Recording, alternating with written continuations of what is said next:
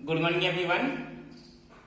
आज हम लोग साइंस की दो बेसिक टर्म्स के बारे में देखेंगे, फोर्स एंड प्रेशर। इस फोर्स एंड प्रेशर एक चैप्टर्स है जिसमें आज बेसिकली हम लोग दो टर्म्स के बारे में एक्सप्लेन करेंगे, force and types of force. Types of force में जैसा contact force, non contact force, frictional force, gravitational force and magnetic force. इतने टॉपिक्स को आज हम लोग एक्सप्लेन करेंगे। प्रेशर हम लोग फर्दर क्लास में देखेंगे, ठीक है। So first of all force, what do you mean by force? Force क्या होता है इसके बारे में हम लोग देखेंगे। इसको हम लोग एग्जाम्पल के हेल्प से बहुत आसानी से समझ सकते हैं। हम लोग डेली लाइफ में बहुत सारा फेनोमेना को देखते हैं, बहुत सारी घटनाएं देखते हैं। जैसे लेट अस कंसीडर हम साइकिल चलाते हैं। जैसे हम लोग साइकिल के पैडल को प्रेस करते हैं, पुश करते हैं, साइकिल मूव करने लगती है, आगे की तरफ बढ़ने लगती है। सिमिलरली अगर एक फुटबॉल है, उसको हम लोग किक करते हैं तो फुटबॉल भी मूव करने लगती है, पैर से पुश करते हैं। उसी तरह से एक जो डोर है उसको भी हम लोग ओपन या क्लोज कर सकते हैं, उसके लिए हमको पुल या पुश करना पड़ता है, ठीक है। सो इस सारी घटनाओं के लिए, सारी जो फिनोमिना है उसके लिए जो कुछ भी हम लोग कर रहे हैं दैट इज कॉल्ड फोर्स। तो एक चीज यहाँ कॉमन देखने को मिलता है कि सारे फिनोमिना में हम लोग या तो पुलिंग या पुशिंग का काम करते हैं। जैसा कि साइकिल के पैडल को प्रेस किया, पुश किया, वो आगे की तरफ मूव करने लगा। फुटबॉल को किक किया, दैट मीन्स फुट से हमने प्रेस किया, वो भी आगे की तरफ मूव करने लगा। गेट को पुल किया, वो ओपन हो गया, ठीक है, डोर को। सो ये सारी घटनाओं में हम लोग पुलिंग या पुशिंग का काम करते हैं, ठीक है, जिसके चलते ऑब्जेक्ट मोशन में होती है या ऑब्जेक्ट स्टॉप कर जाती है। So force is nothing but a pulling and pushing of object. किसी ऑब्जेक्ट को पुल या पुश करना क्या कहलाता है? फोर्स कहलाता है। सो फोर्स डिफाइंड है simply pulling and pushing is called force. Pulling and pushing is called force. Next question guys, what can do the force? Force क्या क्या कर सकता है? किसी ऑब्जेक्ट पर जब हम फोर्स अप्लाई करेंगे तो उस ऑब्जेक्ट में क्या क्या है ना, फिनोमिना क्या क्या घटना हो सकती है, ठीक है, उसके बारे में हम लोग देखेंगे। सेकेंड टर्म होगा what can do the force. Force क्या क्या कर सकता है? फोर्स पहला कर सकता है, फर्स्ट थिंग होगा जो फोर्स कर सकता है, मूव द स्टेशनरी ऑब्जेक्ट। किसी रुके हुए ऑब्जेक्ट को मूव कर सकता है। स्टेशनरी मतलब स्थिर, जो रेस्ट में। Second, change the speed of object. Object के स्पीड को चेंज कर सकता है। Stop the moving object. अगर कोई ऑब्जेक्ट मूव कर रहा है तो उसको स्टॉप कर सकता है। Fourth, change the shape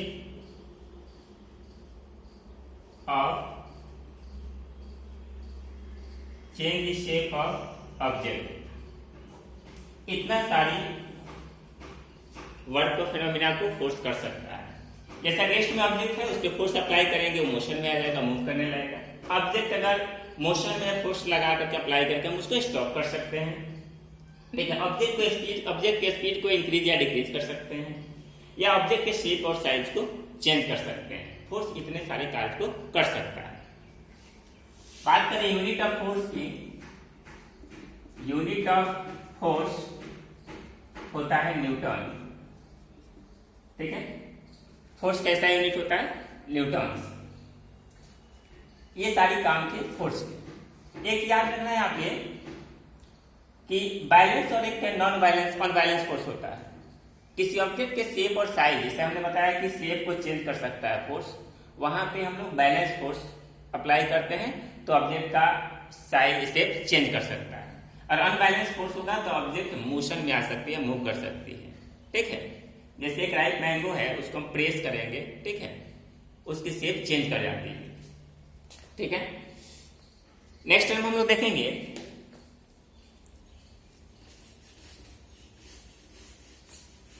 force, cause of force. एक ही ध्यान देंगे, जब भी फोर्स किसी ऑब्जेक्ट पे हम अप्लाई करते हैं तो सिंगल फोर्स का कोई कंसेप्ट नहीं होता है। जब भी फोर्स आएगा वो पेयर में फोर्स आता है। एक चीज ध्यान रखना, जैसे मान लेते हैं कि ये वाल है, वाल को हम प्रेस कर रहे हैं यहाँ से, ठीक है। वाल को प्रेस कर रहे हैं, जैसे हमने वाल पे को प्रेस किया, फोर्स अप्लाई किया, तो वाल भी अपोजिट डायरेक्शन में मेरे तरफ एक फोर्स अप्लाई करेगा। दैट मीन सिंगल फोर्स में यहाँ वाल पे फोर्स लगाए, वाल भी अपोजिट डायरेक्शन में मेरे तरफ फोर्स लगाएगा। तो यहाँ पेयर ऑफ फोर्स आता है। जब भी किसी ऑब्जेक्ट पे हम फोर्स अप्लाई करेंगे, सिंगल फोर्स का कोई कंसेप्ट नहीं है, पेयर ऑफ फोर्स प्रोड्यूस होगा, एक एक्शन दूसरा रिएक्शन, ठीक है। तो ये याद रखना है कि फोर्स हमेशा पेयर में आता है किसी भी ऑब्जेक्ट पे। नेक्स्ट लेट अस कंसीडर एक बॉडी है, एक फोर्स इधर से अप्लाई किया हमने, एक फोर्स इधर से अप्लाई किया। या देखना है कि एक ही ऑब्जेक्ट पे दो या दो से ज्यादा फोर्स जब एक साथ साइमल्टेनियसली अप्लाई होंगे तो उसका क्या रिजल्टेंट होगा, क्या इफेक्ट होगा, ठीक है। नेक्स्ट एक और ऑब्जेक्ट एग्जांपल लेते हैं।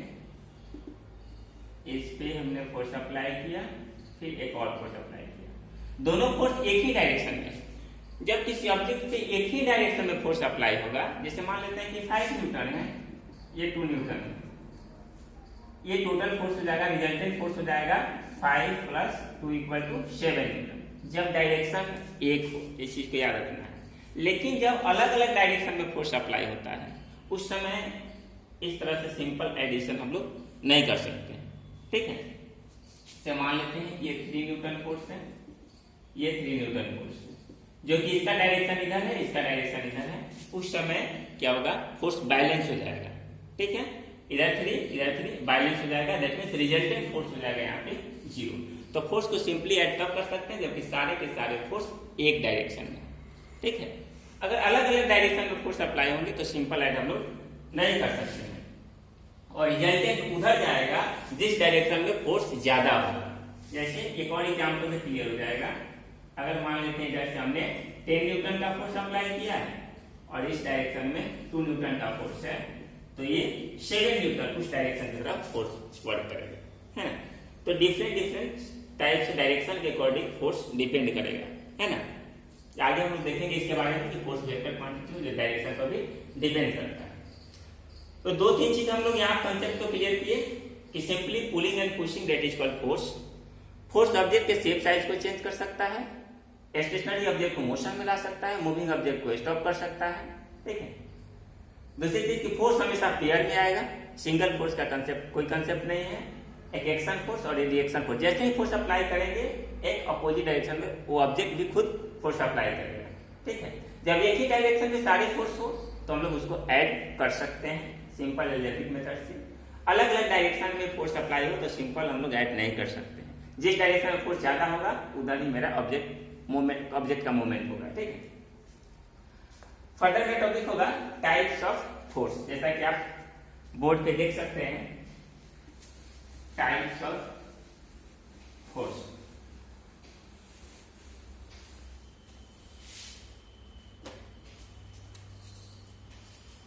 इसमें कांटेक्ट फोर्स और नॉन कांटेक्ट, बेसिकली फोर्स को 2 ग्रुप में यहाँ पे क्लासिफाई किया गया है, contact force and non contact force. जैसा कि नाम that is name implies contact, that means touching. जब एक ऑब्जेक्ट को टच करते हुए हम फोर्स अप्लाई करते हैं वो कहलाता है कांटेक्ट फोर्स।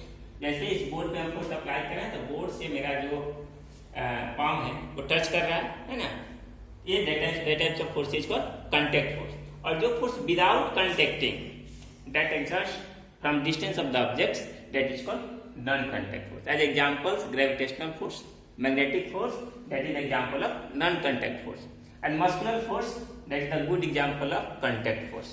Okay, तो contact जब टच में किसी ऑब्जेक्ट को टच करके हम फोर्स अप्लाई करते हैं वो कहलाएगा contact force, और जो विदाउट contact और विदाउट टचिंग होगा फ्रॉम डिस्टेंस होगा वो होगा नॉन कांटेक्ट फोर्स। जैसा कि हमने एग्जांपल दिया इसमें ग्रेविटेशनल फोर्स, मैग्नेटिक फोर्स, ये एग्जांपल है नॉन कांटेक्ट का। फ्रिक्शनल फोर्स एग्जांपल है कांटेक्ट फोर्स का, या मस्कुलर फोर्स एग्जांपल है कांटेक्ट, जो हम लोग खुद फिजिकली करते हैं या कुछ दूसरे क्रिएचर्स लाइक हॉर्स, एलिफेंट्स, है ना, उससे हम लोग कुछ वर्क कराते हैं फोर्स लगाते हैं, ठीक है, तो होगा कांटेक्ट फोर्स।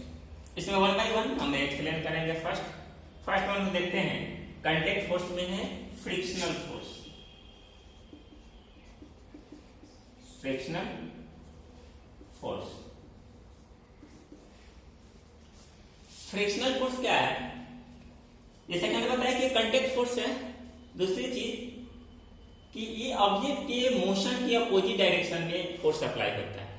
अगर मान लेते हैं जैसे कि आप देखे होंगे कि साइकिल से हम कभी जाते हैं, साइकिल के पैडल को प्रेस किया, साइकिल मूव करने लगा। जैसे ही पैडल को प्रेस करना, डेट मीन्स उसको चलाना हम लोग स्टॉप कर देते हैं, तो साइकिल कुछ डिस्टेंस तक जा करके रुक जाती है, जबकि हमने फोर्स अप्लाई उस पर पहले ही कर चुका है।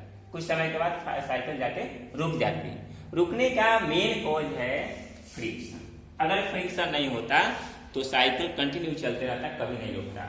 ये बॉल है, बॉल पे हमने फोर्स अप्लाई किया, किक किया, बॉल कुछ दूर तक गया, धीरे धीरे स्पीड पे उसका जीरो हो गया, स्टॉप कर गया, रुक गया। तो इसका भी कॉज है फ्रिक्शन। यानी कि फ्रिक्शन फोर्स जो है ऑब्जेक्ट के मोशन के अपोजिट डायरेक्शन में लगता है, जिसके कारण मूविंग ऑब्जेक्ट रुक जाती है, ठीक है। तो frictional force is that type of force that can stop the moving objects and it is also example of contact force.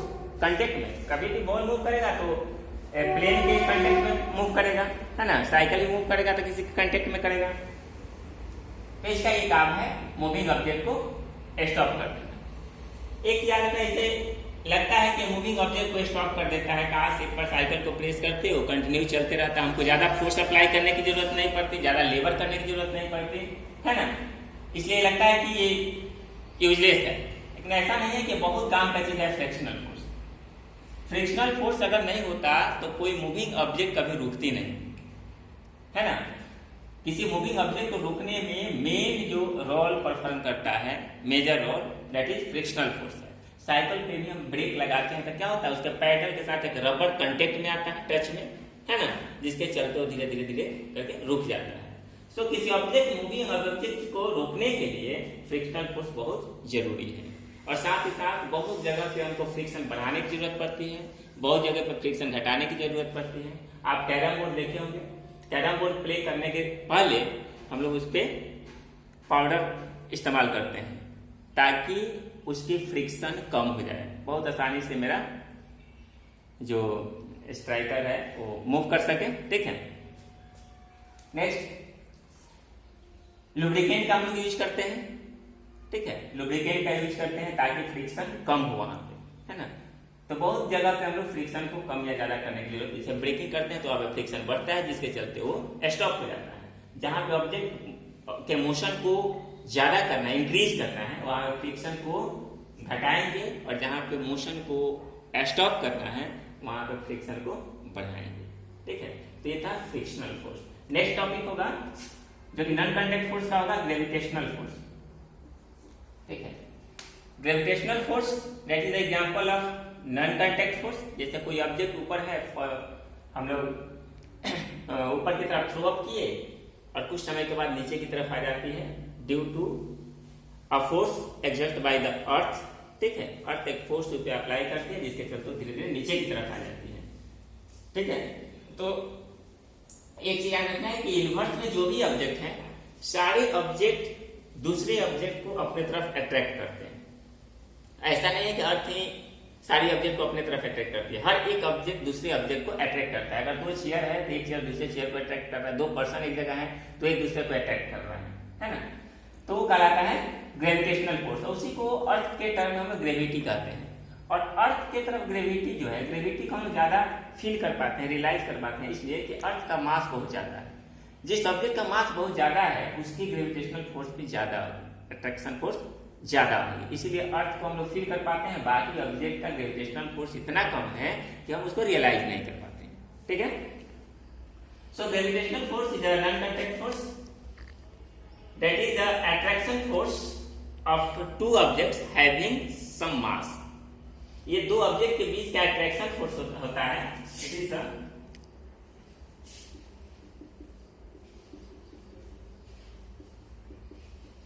attraction force between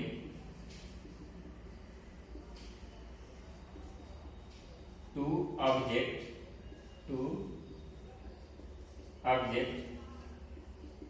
having mass, एक दो ऑब्जेक्ट के बीच का अट्रैक्शन फोर्स है जिस ऑब्जेक्ट में, जिसमें कुछ ऑब्जेक्ट का मास होगा, ठीक है।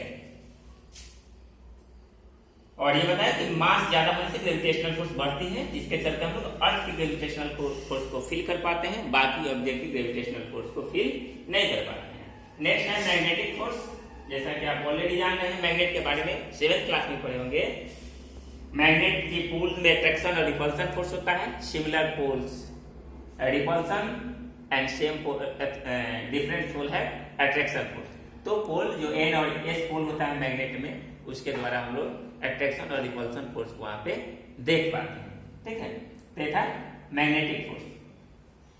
एक और चार्ज से रिलेटेड भी इलेक्ट्रिक फोर्स के बारे में हम लोग देखना है, ठीक है, इसको हम फर्दर क्लास में देखेंगे। और एक और टर्म हमारा होगा प्रेशर, जिसको नेक्स्ट क्लास में एक्सप्लेन किया जाएगा। आज इतना ही, force and types of force. I hope कि आपको समझ में आ जाएगा, आ गया होगा। Okay, thank you so much.